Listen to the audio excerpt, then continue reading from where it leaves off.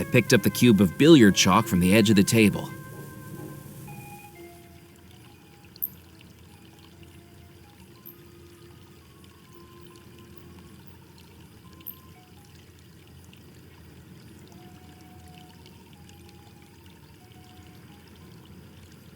I placed the chalk into the Gris-gris.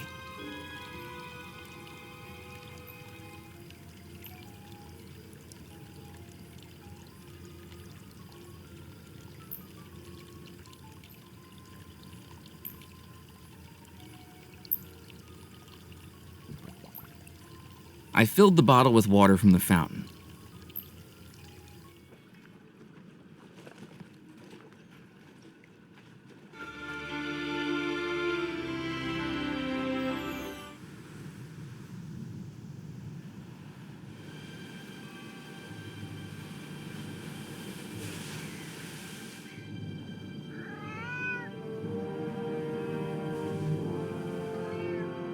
With the newly polished brooch gleaming, I angled it towards the lantern, catching the light and reflecting a red beam on the wall.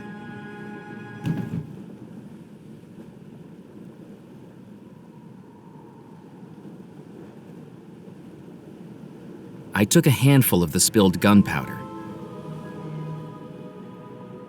I placed the gunpowder into the Gris-gris.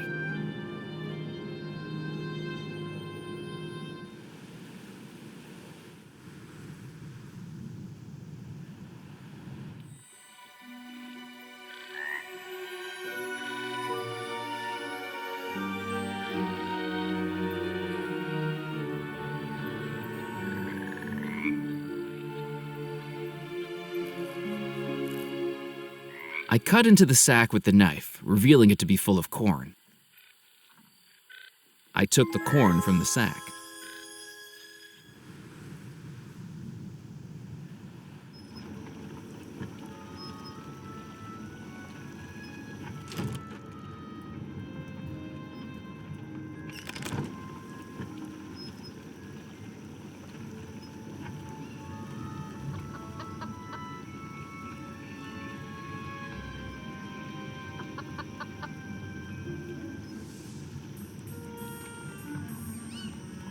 I scattered the corn on the path.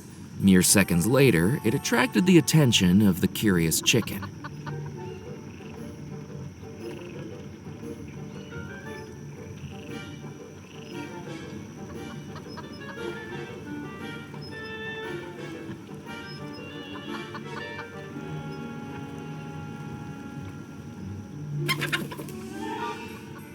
I was glad nobody had seen that.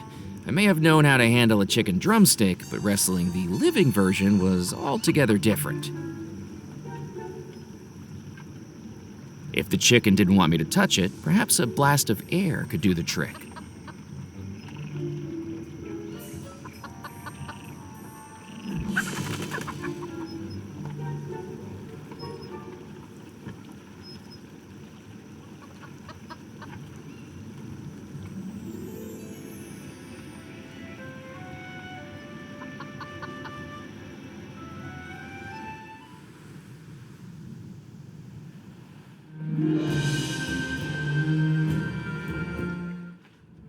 Anything to report? I'm keeping my eyes open. On the floor was a large... Around it, the floor was stained with ink splatters. Delicately, I dipped the feathers into the canister of ink.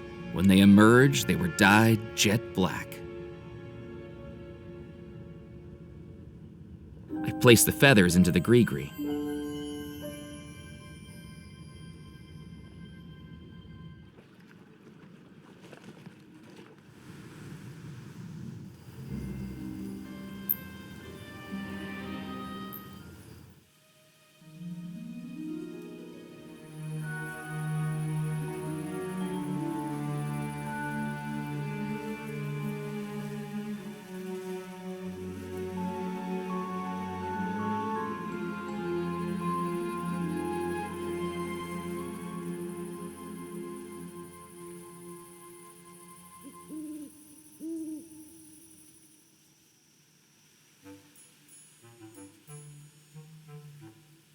I tied the twine to the uneven table and took up a hiding spot behind a nearby wall.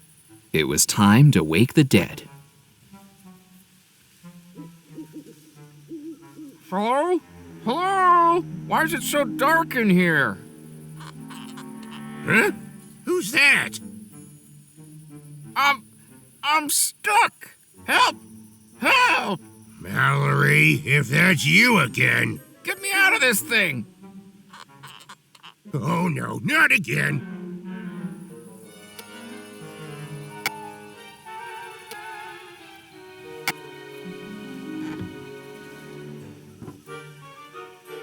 Mister, are you okay?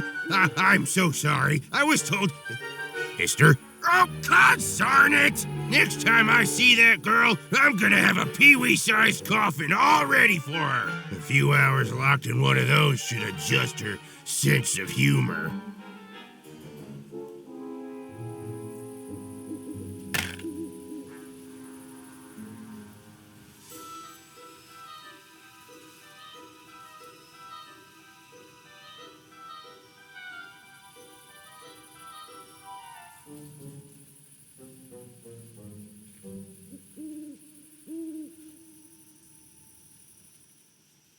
I picked up the handful of discarded coffin nails from the tin.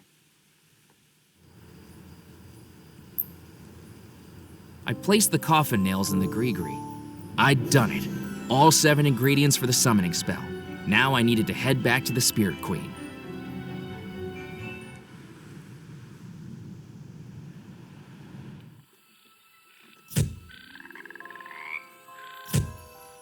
I thought I'd find you out here, McAllen. Evelyn, lovely to see you out in the bayou again. This will be the last time, McAllen, I'm not your secretary. I don't know what you're up to out here, but I'll figure it out soon enough. But for now, let's hurry it up. These shoes are alligator skin, and I don't want the local fauna recognizing an old friend. Another telegram came through for you, marked urgent. Kip said you might be out here. My boss again? Got it in one. McAllen, report back immediately. Received word Grimes is deceased. Lack of resources has made this a waste of time. And I've cottoned onto your little stunt with the Friday signatures. When you get back here, sorting mail is gonna be the least of your worries. Sid Sinclair Auditing Company. I couldn't believe what I was hearing. On a night when I'd just seen a ghost, this telegram was almost more unbelievable. There was more to the Belmore story than I could have ever imagined. And now I was being pulled away to a job I didn't want to work, and a life I didn't want to live. Maybe it was time to do something a little foolish. Do I still have that prepaid reply? Sure do. What do you want it to say?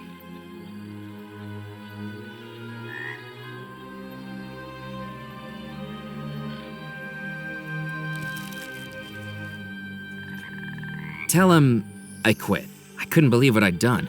I'd quit my job and opened the first chapter in my own adventure. But without a job, I didn't have a salary. Without a salary, I wouldn't have a place to live. And it suddenly became more important than ever that I find that treasure. For me this time. Murphy, have you found all 7 ingredients? I have. Wonderful! Now it is time for the final step. Out of the darkness, the sadness, the fear, I command you, my servant, now to appear.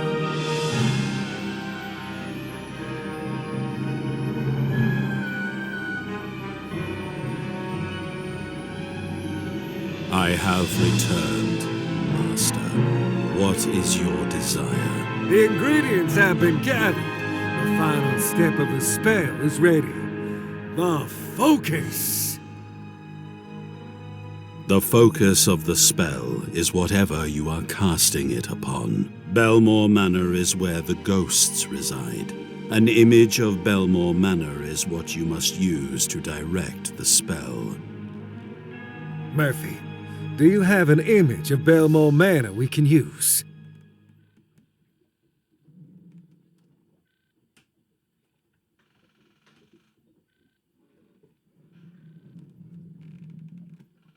Yes, Murphy, that will work. Place it inside the Gris-gris as the final ingredient. I folded the magazine cover and placed it inside the Gris-gris. The spell is ready. Finally, the ghosts will be free again. Open the Gris-gris, Murphy, and that will cast the spell. With some trepidation, I took the Gris-gris from my pocket and with a deep breath, opened it.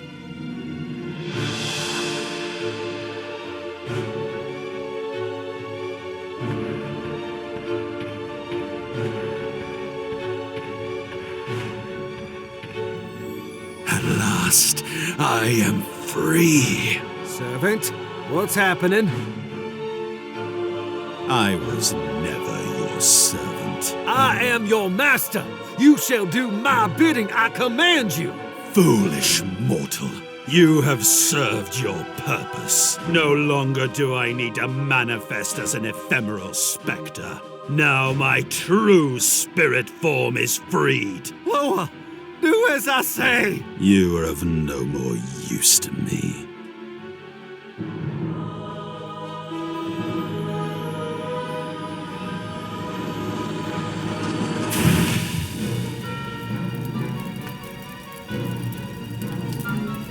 I wasn't sure what I'd just seen, but the voodoo fire raging all around me was all too real. I needed to get out, and fast.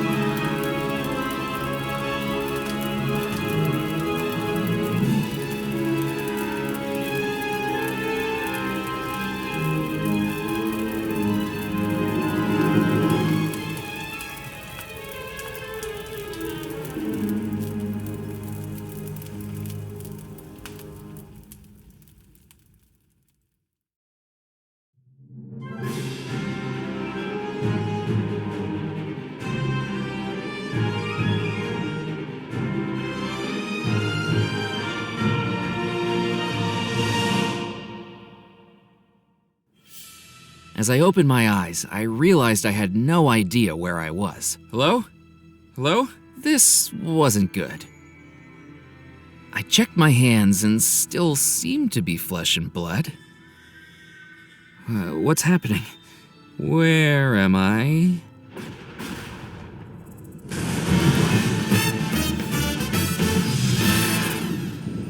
Welcome back to Belmore Manor, Murphy McCallum. We didn't expect to see you again so soon. What's going on? Am I dead? Don't be so overdramatic, Murphy. You're still very much alive. But you're the only person in the house that is. I'm afraid your actions have caused a good bit of trouble for us inhabitants of the house. What's happened? Let's see if you can figure it out. We're about to play a song, and Murphy McCallan, this one is for you. All right, all you Belmore Manor ghosts and ghouls, let's take it to a place where voodoo rules.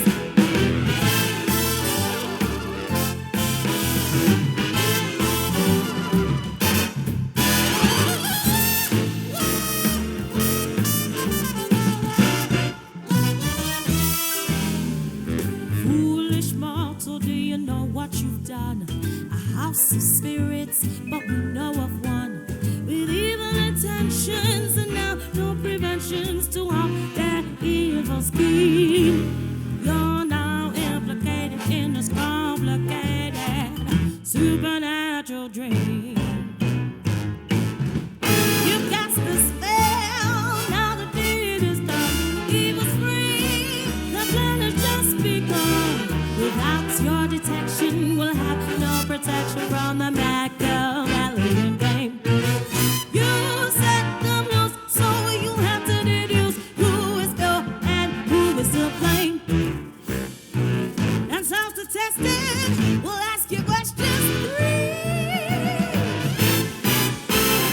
Draw on clues to solve the mystery. The lifer, the poor, the devil, oh God. question is surrounded in doubt. The officer bride, the sailor all died. Murphy, can you figure it out? Can you figure it out? Broken heart stolen by another. Tell us now who is the lover.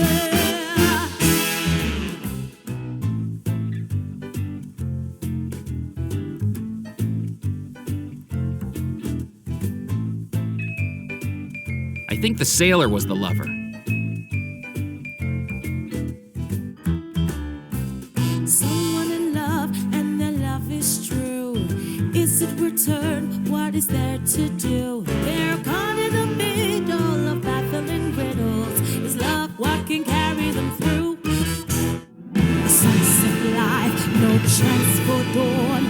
Tell us now who is the pawn? I think the bride was the pawn. A bride in love, but in some evil curse, immersed in voodoo and things perverse. She cannot protest, and her mind's not possessed by things that only get worse. Wicked spirits in evil rebel. Tell us now who is the devil? I think the officer was the devil.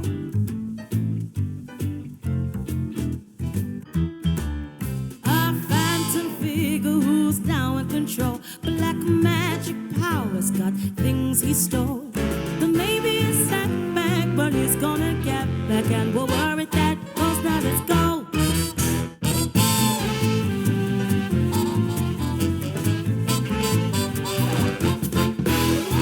Happy you listened and now you've done it.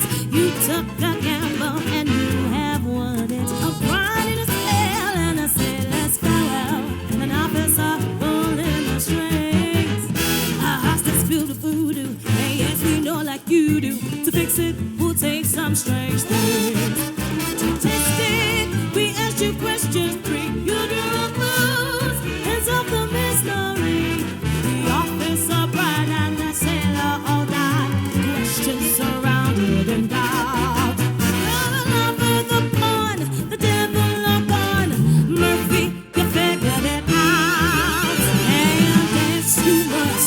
The foolish boss find treasures trapped in hidden vaults. You may think you are done, but it's all just begun. It's time for the ghostly debut. So say trick or treat, 'cause there's a goal to defeat. And Murphy, we hope that you do. Or guess what? You'll have to lie to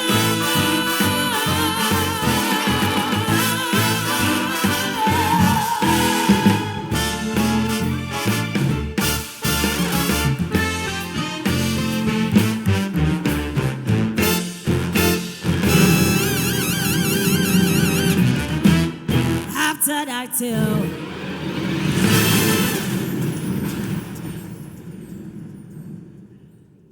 I was back in Belmore Manor, and although it was better than being dead, I didn't know what was awaiting me.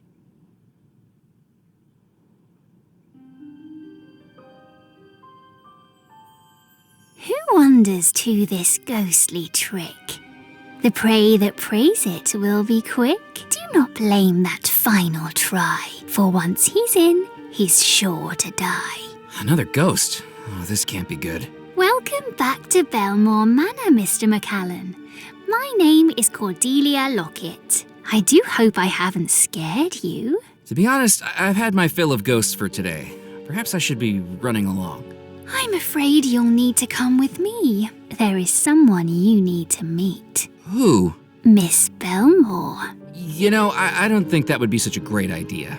We met twice already this evening, and I don't think she's taken much of a liking to me. What with throwing me off a balcony and pulling me into a spirit pool. Attempt to kill me once? Shame on you. Attempt to kill me twice? Shame on me, you know? I'll just go. It'll be like I was never here. It's too late for that, Mr. McCallan. I really must insist. What have I gotten myself into? Miss Belmore, Mr. McCallan is here to see you. I don't see anyone.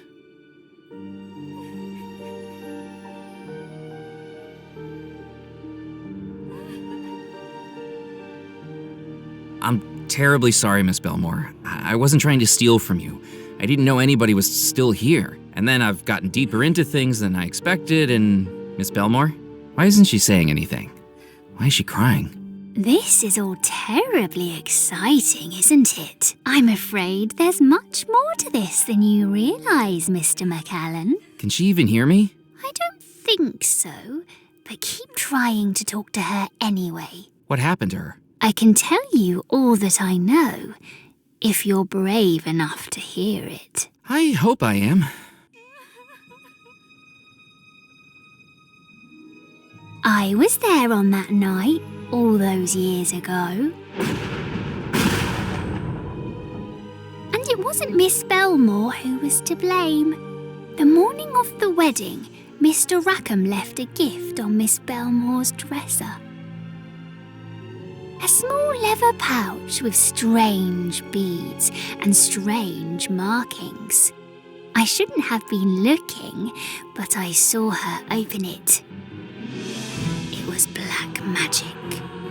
Everyone had heard the rumours about Mr. Rackham, but I saw it with my own eyes. Miss Belmore panicked. She threw the pouch into her music box, slammed down the lid to lock it, and threw the brooch into the fireplace.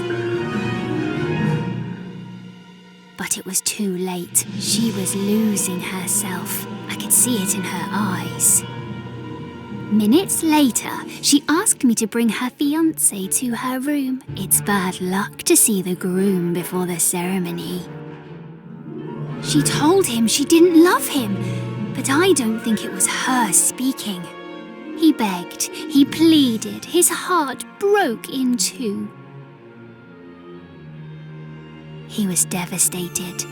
I saw him head up the staircase to the balcony overlooking the garden. But oh dear, I didn't know what he was going to do.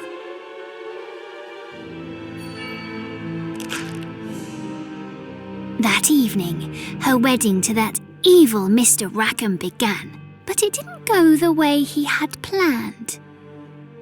Just before Miss Belmore's lips formed the words, "I do," I could see the forces battling inside her. The real love within her resisting the forged compulsion of Mr. Rackham's curse, staring into eyes that were not those of her true love. And that battle of good and evil exploded. Just like that, everyone in the house was gone, trapping us as ghosts to remain here forever.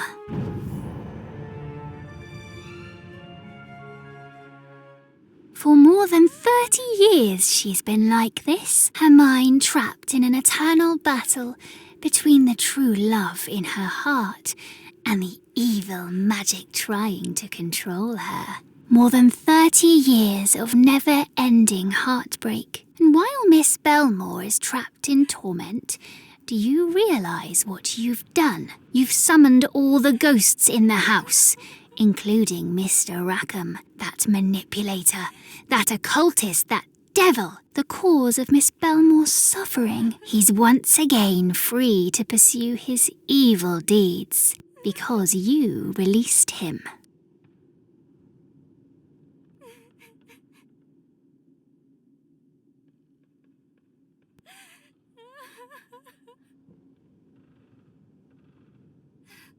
If Abigail is under a spell, how is she able to attempt to kill me twice? Well, it's never happened before. Maybe she's losing the fight against Mr. Rackham's curse, and the evil inside her is growing more powerful. Oh dear, it's almost too terrible to think about, isn't it? Why is Rackham doing all this? What does he want? He's after the same thing you are, the Belmore treasure. But he's willing to do a lot more to get it. And he doesn't care who gets hurt in the process. I'd say he's a lot more committed than you are.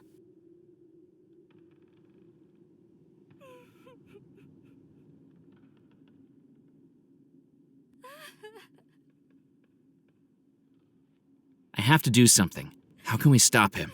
I'm afraid I don't rightly know, but Miss Belmore might.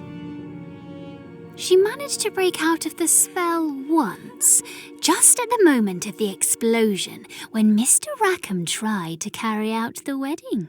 Perhaps if you take her back to that moment, she might be able to break out of it again. To do that, you'll need to create a love antidote to Mr. Rackham's curse. How can I create a love antidote? Look in the mirror.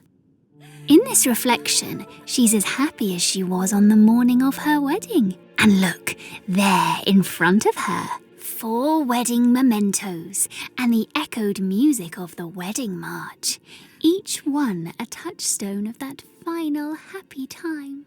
If you could gather those 5 things, perhaps we might bring her back to the moment she escaped the spell, even if just for a moment. There's something else you should know. Mrs. Craddock, the housekeeper, has announced that all wedding preparations are to resume upon the orders of Mr. Rackham. He plans to repeat the wedding tonight. You don't have long. But what if I break her out of the spell and she is evil now? I think you'll just have to take that risk. Maybe I should go. Try to find someone who knows more about this. Oh, don't you know? You're just as trapped within this house as any of us ghosts. Try the windows, try the doors. We all have 1,000 times. But it's no use. If you want to escape, she's your only hope. That can't be true. I haven't died. I can't be trapped here forever like you. In moonlight's glow, a spectral cell, and whispers of an eerie spell. No one hears his silent shout, for once he's in, he can't get out. No amount of force or technique or desperate longing would open the door. Cordelia was right. I was trapped. And as I looked around at the house that held me, I felt both dead and alive at the same time. Both awake and in a dream, or a nightmare.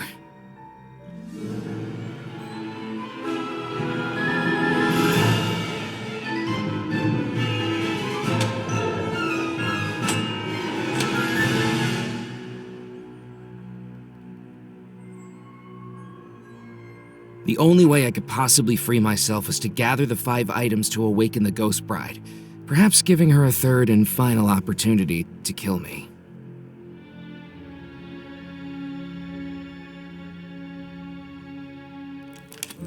You, boy! Are you one of the staff? Is the wedding ready to begin?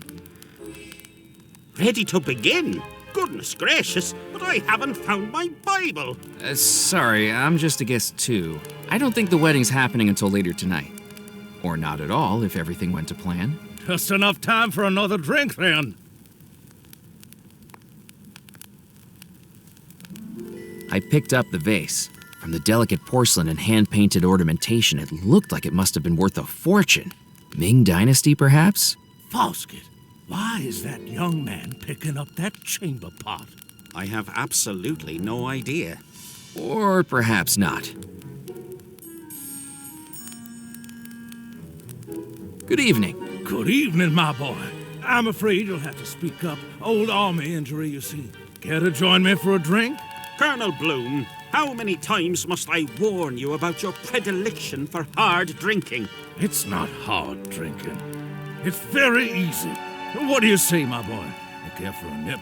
I probably shouldn't. I'm a little preoccupied at the moment. Well, don't go saving it for the toast. You'll be waiting decades. See, this is what I was talking about. This is the kind of ungracious, ungentlemanly behavior that will spell your doom, Colonel. Stop trying to threaten me with eternal damnation, Foskett. If it was going to happen, it would have happened by now. I'm pretty sure I'm dead at this moment. and I don't see any evidence of women playing harps. Just you harping on at me. Did you see much action in the army? I killed 4 men. From food poisoning, Colonel Bloom's title is an honorary one for services to catering. The Cattle King is what they called me. I owned farms from New Orleans to Tallahassee. Beef, leather, dairy. It was a roaring trade. Or at least a mooing one.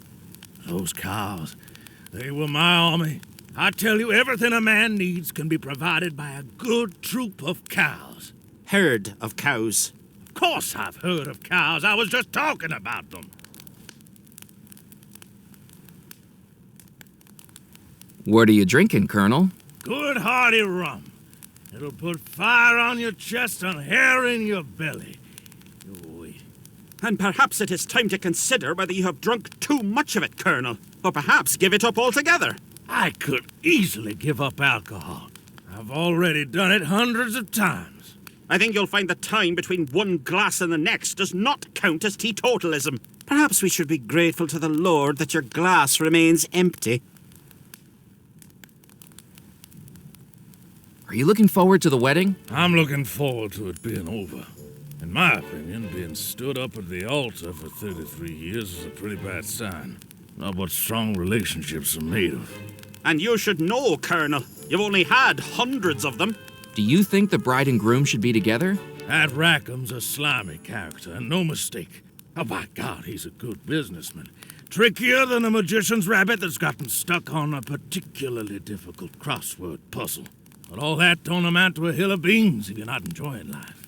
I don't know whether to hate the guy or envy him. Both are sins, I think you'll find, Colonel. And not even the best ones. Do you know what's wrong with society nowadays, Murphy? Drink, guns, and women.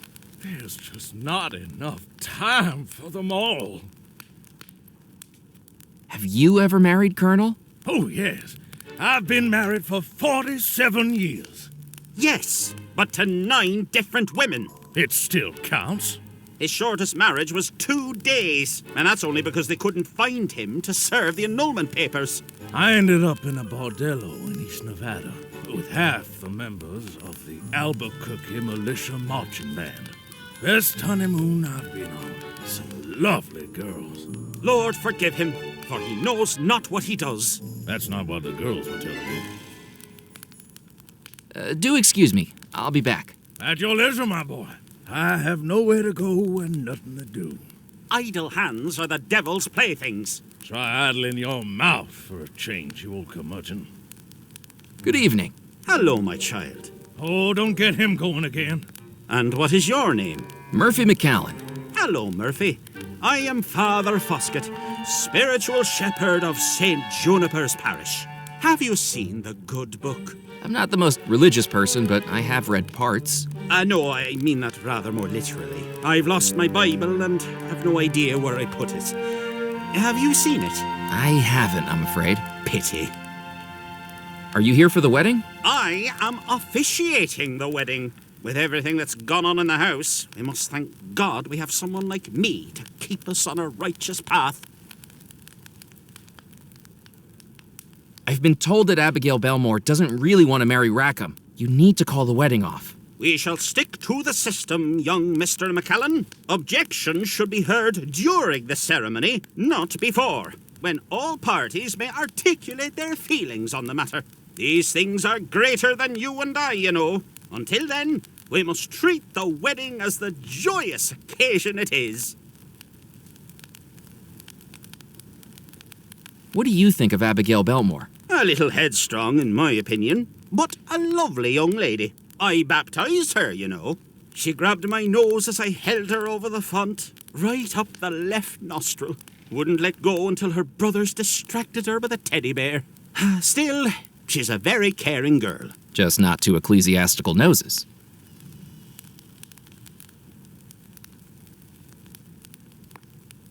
Have you two gentlemen known each other long? Gentleman's a stretch. Don't be so hard on yourself, Foskett. But yes, we've known each other since we were teenagers. We used to be roommates in college. But while I focused on my studies, the Colonel here focused on extracurriculars. I made it my duty to keep him on the straight and narrow path. And thankfully, you haven't done a very good job of it. Is St. Juniper's your church? That's right, young man. A beacon of godliness on an otherwise spiritually desolate isle. I hate to be the bearer of bad news, but I think St. Juniper has been taken over by rum runners. Criminals? In my church? Good God! They must be removed immediately. Let's not be too hasty. They sound like my type of gentleman. That's the type of church I can see myself attending. I could do with less of your opinions, thank you. Many things can be preserved in alcohol, Colonel. Dignity is not one of them.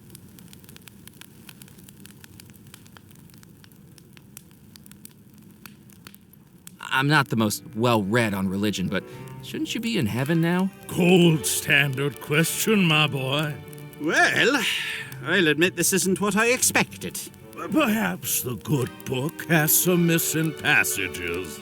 I think we can do without your theological input, Colonel. Is there a way to fix it? Well, that's precisely what I'm doing, young man, as we speak. It looks like you're just sitting in an armchair. You don't see the metaphorical cogs whirring around in my head, the tick and the tock of the thanatological matters in my mind. To the layman, I might appear to be just sitting in an armchair, but in reality, I am studying the Bible, or at least I would be, if I hadn't lost it. You've lost it, all right.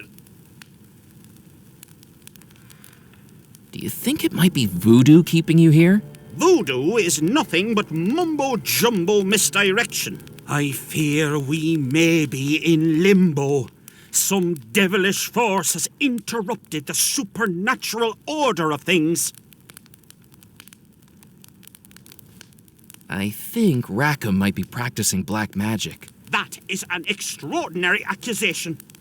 I refuse to hear another word of it. He is a God-fearing man who always attends the sailor services, and he has donated generously to the church and my vacation fund. The culprit here is that awful sailor Abigail was going to marry. It is precisely because Miss Belmore's marriage to Mr. John Rackham was interrupted that we are still here. And why we must continue the wedding as planned tonight. It shall be our way out. I best be heading off. God be with you.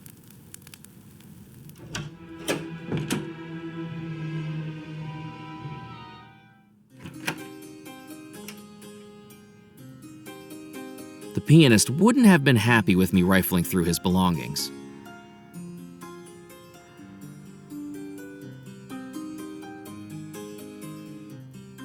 Without knowing what it was, I didn't want to break it. I wondered if the pianist knew more about it.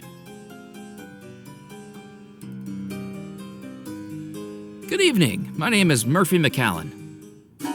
Pleased to make your acquaintance. Ezra Hughes is the name. Pianist for hire is the game.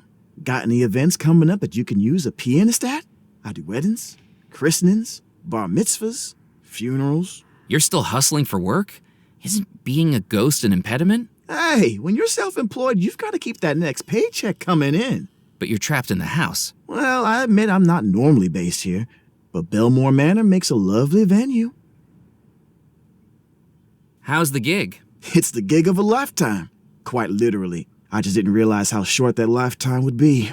Still, I should be making out like a bandit at the end of it. Why's that? My contract says I charge overtime at time and a half. So far, we're 30-something years past my original end time.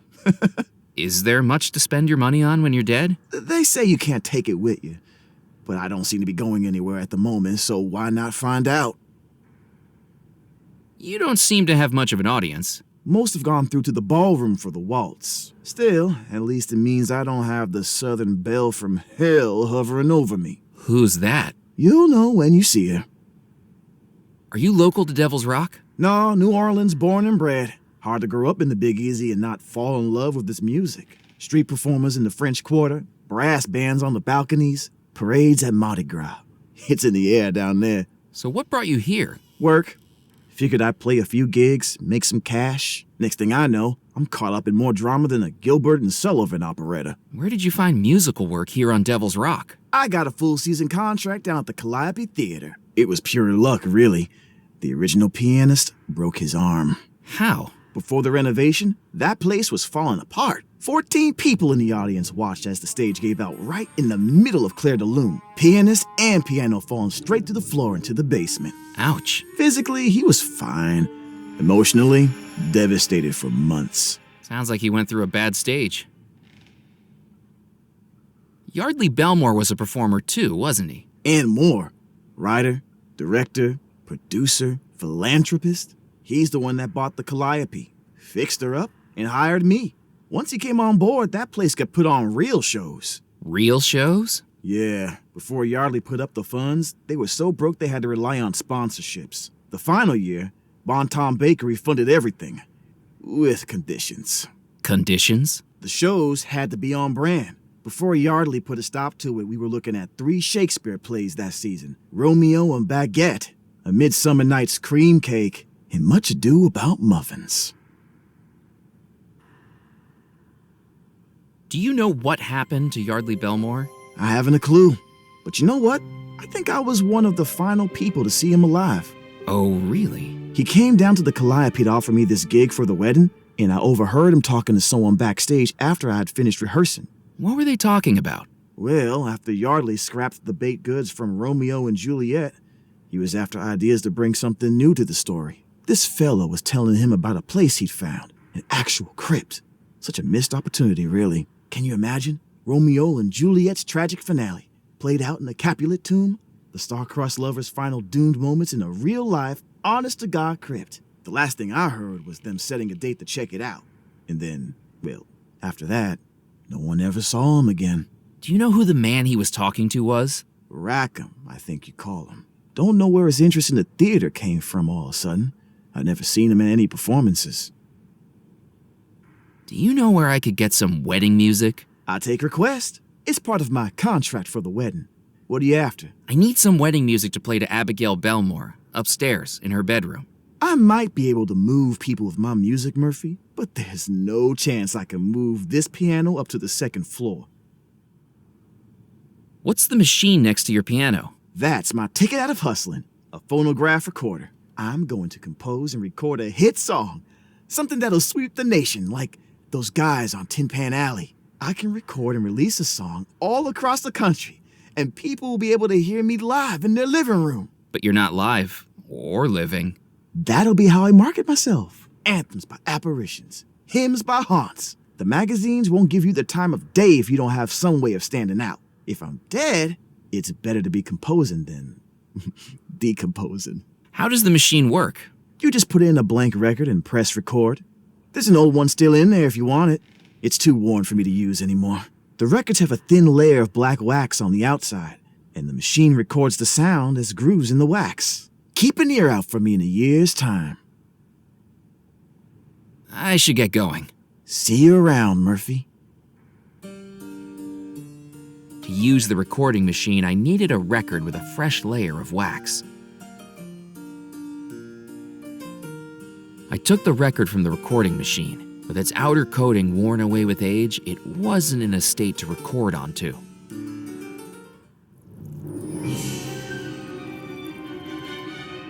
Oh my, how nice to see a visitor to my garden. Watch out for that vine down there. Little bugger was trying to make a break for it earlier.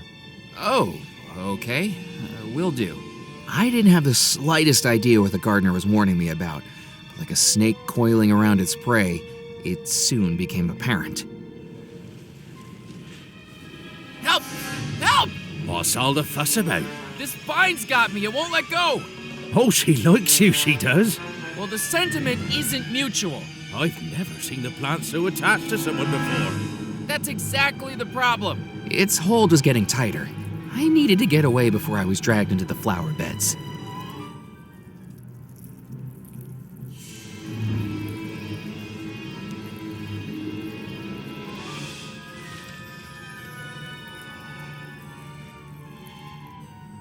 Well, you didn't need to do that. I wasn't planning on doing the pruning till tomorrow.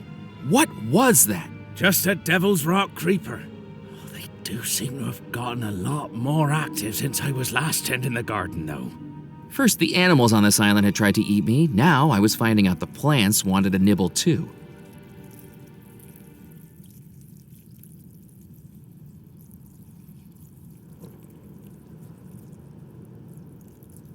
Good evening. Pleasure to meet you, young man. I'm Rupert Riddle. I'm the gardener for the Belmore estate. And whom do I have the pleasure of meeting? Murphy McCallan, pleased to meet you. Do excuse the state of the conservatory.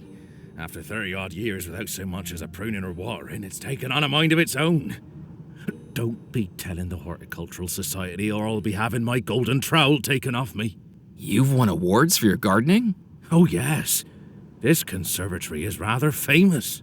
Welcome, Murphy, to the Poison Garden. Poison?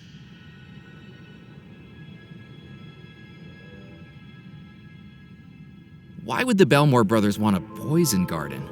Academic interests, prestige, and morbid curiosity, I should think. Master Cecil liked to study them. Master Xavier used to collect them on his expeditions. And Master Yardley, well, he just liked the theatricality of it all. Isn't it dangerous? Well, it all depends on how you use it, doesn't it? A few berries of deadly nightshade could kill a person or cure their headache. Hemlock killed Socrates, but I used it to treat my arthritis.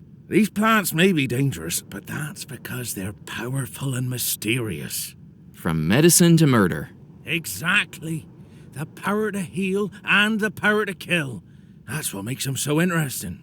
Remind me never to get on the bad side of a florist. What's the secret to growing your garden? Plants need the same things as you and me, they do. Food, water, sunlight, and someone to chitter-chatter with. You talk to your plants? And sing. What kinds of songs do poisonous plants like? Vaudeville, mainly. Ta-ra-ra-boom-de-ay always goes down a treat. Ta-ra-ra-boom-de-ay. I'm with plants all the day. To sing's the only way to grow my shrub display. Vegetation brings elation to me. That's quite an accent you've got. Where are you from? Jolly old England, just outside Bristol. God's own country. The green and pleasant land where my love of horticulture bloomed. I caught the gardening bug at an early age, you see. Histoplasmosis. I was in hospital for 8 months, all told. But trapped in those 4 white clean antiseptic walls, staring at a pot of plastic philodendrons, why, it just grew my love of all things botanical. Why did you move to Devil's Rock? I came over with the Belmores, didn't I? Got myself a little cottage on the edge of the estate near the mausoleum. Bugger if I can get to it now, though. Shame, too. Why's that? Do you miss home? Oh, I think I left the gas on. Wouldn't want an accident now, would I? Could be the death of me. What are you working on at the moment? I suppose I ought to be pushing up daisies. But death isn't going to stop these green fingers. So I'm getting right back into it where I left off, tending to these plants. It's not quite the same as it used to be, I must admit. How so? I suppose, being dead now, they've lost some of their allure.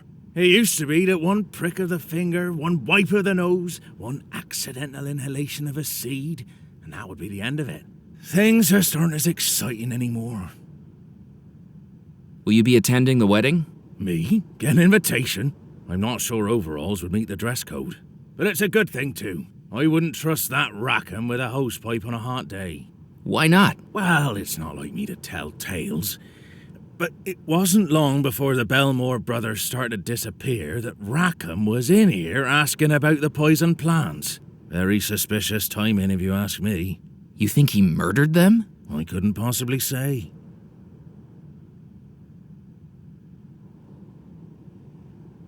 I need a bouquet. Can you help me? I'm a gardener, not a flower arranger, Murphy.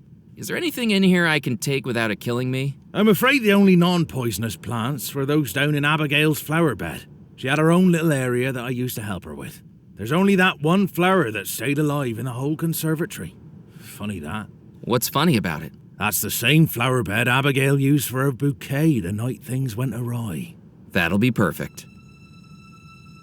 Thanks for your time. Before you go, you wouldn't do me a favor, would you? What kind of favor? Well, I was just wondering how that flesh and blood thing is working out for you. Excuse me? It's just, and I don't mean to impose, but my eternal frustration is that I have 187 different ways to die in this conservatory, but I was never able to test any of them out.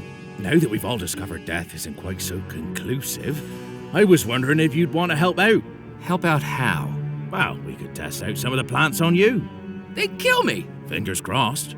The dainty old man's eyes glowed with unrestrained excitement at the mention of murder.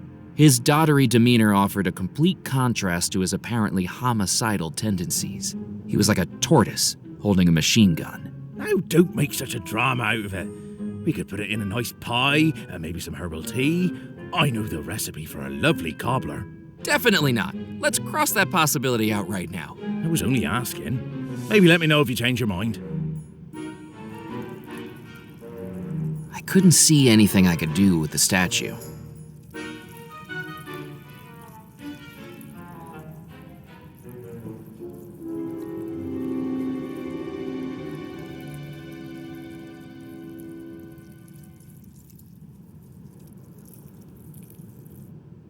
I wouldn't do that if I were you. Why not? You're still flesh and blood, aren't you? That's right. And to be ashamed of. But you'll end up see-through blue like me if one of those thorns nicks you. And don't try cutting them. Even so much as a snap, and it releases a toxin so deadly you'll be on the ground within 3 minutes. Certainly keeps things exciting, doesn't it?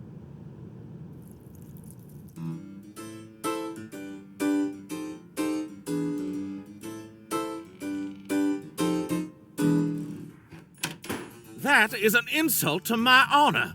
I didn't know you had any honor left to insult. Boys, you don't want to be fighting over little old me. Tallulah, this man is nothing but a scoundrel. Then you, brother, are a no-good fraud.